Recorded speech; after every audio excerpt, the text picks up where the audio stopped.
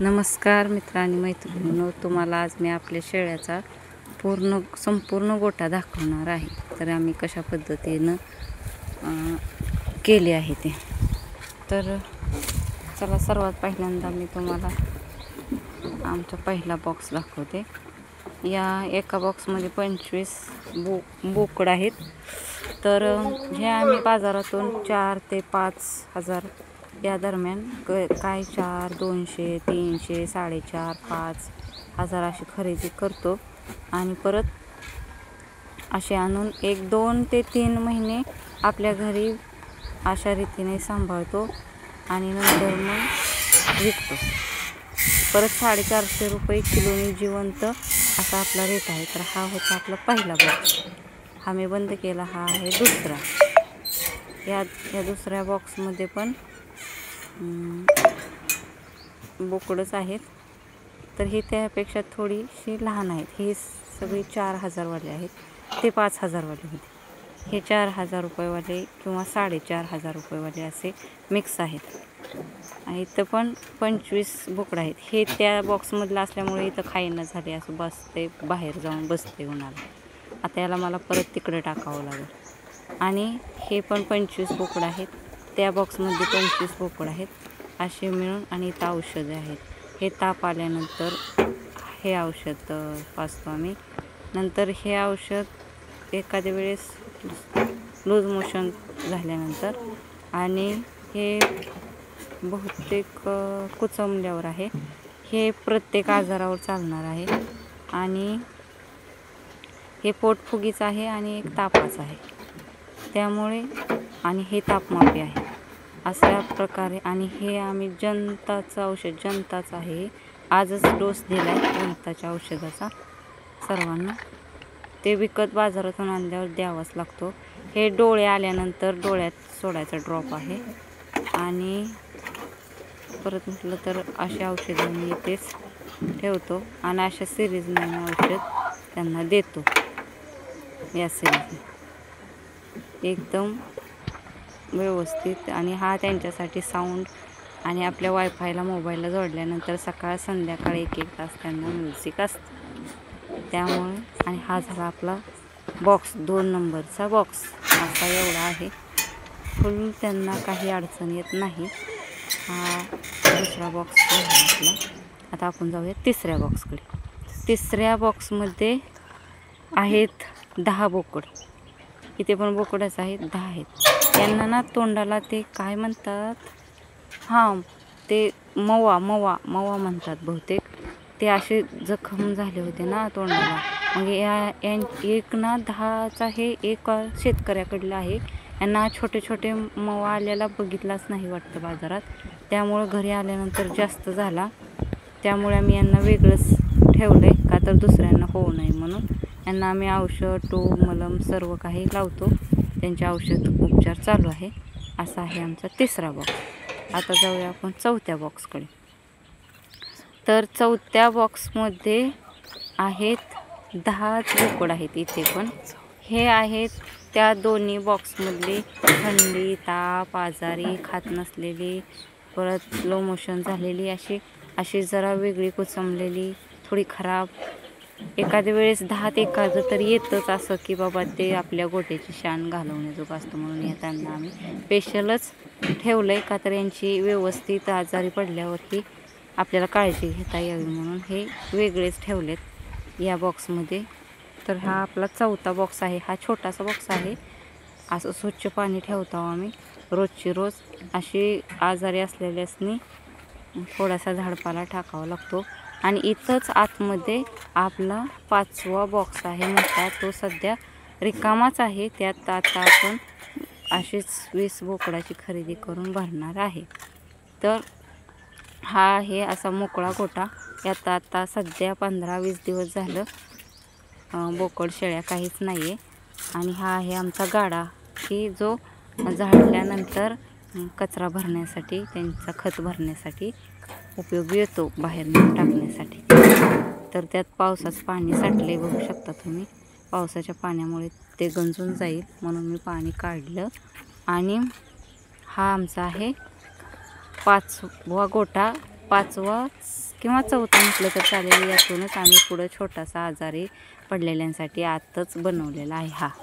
आणि आता आपला दुसरा 6वा गोटा आहे. चला आता आपण 6व्या गोट्याकडे जाऊया.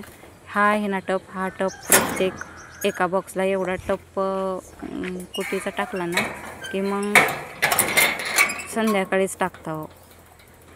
आता आहे शेळ्यांचा. हा आहे 6वा कप्पा. यात आहेत आपल्या शेळ्या. ह्या सर्व शेळ्या आणि पाटी आहेत आपल्या. हे आपल्या घरचेच आहे, काय विकत आणलेलं नाही आहे. पण आम्ही आता हे कमी करणार आहे. शेळ्यांचा जरा जास्तच त्रास असतो. आणि हे स्वच्छ पाणी आणि ही छोटी छोटी पिल्लं आणि हे आमच्या आहेत शेळ्या. हे शेळ्या आपल्या घरच्याच आहेत. यातूनच आम्ही एका का 2 शेळीपासूनच एवढ्या शेळ्या झालेल्या आहेत. आणि बहुतेक 20 शेळ्या असतील. 20 पाटी आणि शेळ्या मिळून 20 असतील. आणि हा झाला आपला 6वा कप्पा. असे आमचे 6 बॉक्स केलेले आहेत आम्ही. अगोदर ना हा फुल एक चौरस होता, त्यात आम्ही असे 6 कप्पे. आणि हा बाहेरचा कप्पा आहे. हा आम्ही रोज एका बॉक्समधले सकाळ संध्याकाळ दुपार असे एक बॉक्स या स्पेसमध्ये सोडून देतो व्यायामासाठी. भरपूर खेळतात बाहेर आल्यानंतर. आणि परत आहे आमचा हा 7वा. हा हे स्वच्छ पाणी भरून ठेवतो. आणि हा आहे आमचा 7वा कप्पा, म्हणजे 2 गाई. इथे आमच्या गाई आहेत. आता सध्या गाई चरायला बांधलेल्या आहेत. तर इथे एक गिर गाई आणि एक आमची पांढरी गाय आहे. तिची आम्ही पूजा करतो. आणि हे सामान पडलेलं दिसतंय ना, हे सामान आमचं जाळे ही बॉक्स केल्यानंतर शिल्लक राहिलेलं किंवा शेतीतील सामान खराब झालेलं आहे. आणि असा आहे हा आमचा 7वा कप्पा. तो गायींसाठी केलेला आहे 2 स्पेशल. आणि असं आहे आमच्या शेळीपालन. मस्त 10 ते 11 गुंठ्यात आहे हे सर्व. हे बॉक्स हे वगैरे भरपूर आहे. तर याचा मी खर्च तुम्हाला परत एक व्हिडिओ बनवून सांगेन की याला किती खर्च करेक्ट आलेला आहे. कारण आम्ही ना असं टप्प्याटप्प्याने केलेलं आहे. त्यामुळं आता मला सांगता येणार नाही की करेक्ट किती खर्च झाला असेल. तरी तुम्ही कमेंट करून सांगा की याला आम्हाला बहुतेक किती खर्च झाला असेल. कारण आम्ही 2-3 वर्षाचा गॅप घेतल्यानंतर मधले बॉक्स बनवलेत. अगोदर फक्त मोठा राऊंड होता. आणि हा आहे आमचा मेन दरवाजा. तर हा दरवाजा मेन आहे. इथून आम्ही आत एंट्री करतो. आणि मग आत गेल्यानंतर हे बाकीचे आत बॉक्स आहे. आणि संध्याकाळी आम्ही याला लॉक टाकतो. आणि आमच्याकडे एक कुत्रा पण आहे. आता आम्ही दुसरे 2 आणणार आहे संरक्षणासाठी. तर ह्यांना ना अशी वैरण टाकावी लागते. अशी एकदम मस्त खातात. वैरण टाकली ना एवढे व्यवस्थित खातात ना. कधी ह्यांना असं लाईनने उभा राहतात की कधी पटपट खायचे. मग टाकू सुद्धा देत नाहीत. पायात पाय अडकवतात आपल्याच. माझ्याबरोबरच फिरतात. असं सगळ्यांना एक टप एवढा वैरण टाकली ना मग संध्याकाळीच 5 वाजता किंवा 4:30-5 वाजता दुसऱ्या वेळेस. आणि सकाळचं खुराकाना भरपूर असते. त्यामुळं एवढ्या एका टपमध्ये 25 एवढ्या छोट्या पिल्लांचं दिवसभर एकदम व्यवस्थित होतं. एवढं खाल्ल्यानंतरच आम्ही दुसरी वैरण टाकतो. अजिबात वैरण खराब होऊ देत नाही. असं मस्तपैकी खातात बघा. असे बसून खातात. असं वेगवेगळ्या कलरचे एवढे छान वाटतात ना. हे मस्ती करतात पण. बघा हे आहे ना, यांना जखम झालेली आहे. तर यांना पण आपण अशीच वैरण टाकतो. हो बघा यांच्या तोंडाला आजार झालेला आहे. आत्ता बरा झाला आहे. भरपूर जास्त होता. डॉक्टर खर्च हा भरपूर होतो. तसं काही नाही की आणल्यानंतर डॉक्टरांकडून इंजेक्शन परत ते गोचिड डोस करून घ्यावा लागतो. परत त्यांचे लसीकरण करून घ्यावं लागतं. नाहीतर असे आजार होतात. तरी आमच्या गोट्यात एवढी स्वच्छता असते ना. रोज झाडून एकदम मस्त ओके भरून असतो ना, अजिबात कधी बघा तुम्ही कुठल्याच कप्प्यात किंवा बॉक्समध्ये थोडंसुद्धा खराब किंवा ओलं काहीसुद्धा नाही आहे. कुठं पाणी सांडत नाही. पावसाळ्यात सुद्धा असंच असते. जास्त पाऊस झाला तरच एखाद्या वेळेस वाऱ्याने हे ओलं होतं, पण तरी पण भरपूर निवारा आहे, एवढी काही अडचण येत नाही. आणि ह्या शेळ्या तर एवढ्या वेड्यासारखं करतात वैरण टाकायची म्हटल्यावर, की अशी व लाईनने उभा राहतात 2 पाय ठेवून, मला टाक लाईन लागल्यासारखं असं झालं यांचं. आणि मग एकदम व्यवस्थित टाकल्यानंतर खातात. शेळ्यांचं काही नसतं एवढं, पण आजारी पण यायचं. पण बाहेरून आणलेले पिल्लं असतात ना, त्यांना खूप लक्ष द्यावं लागतं. ताप येतो, सर्दी होते, तुम्हाला सांगते स्लो मोशन होतं, लूज मोशन होतं, त्यामुळं खराब होतात ना. आणि त्यामुळे त्यासाठी आम्ही वेगवेगळे औषध प्रकार करत असतो. आणि व्यवस्थित कधी 1-2 मरतात पण यातून, असं काही नाही की ते सगळे राहतात. यासाठी खूप काळजी घ्यावी लागते, त्यांची खूप हे करावं लागते. आणि इथंच आपला व्हिडिओ संपवते. व्हिडिओ आवडला असला तर लाईक करा, शेअर करा, कमेंट करा. आणि कमेंट करून मला सांगा की आम्हाला साधारण किती खर्च आला असेल.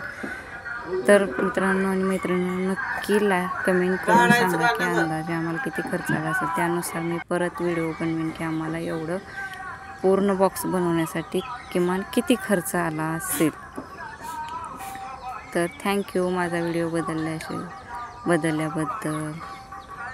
आणि जरी कोणी आसपास, हे आम्ही टेंभुर्णीच्या पुढे राहतो.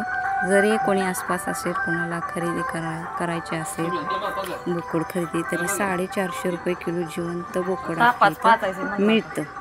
पण शक्यतो आम्ही जास्त करून ग्रुपनेच विकतो. थँक्यू.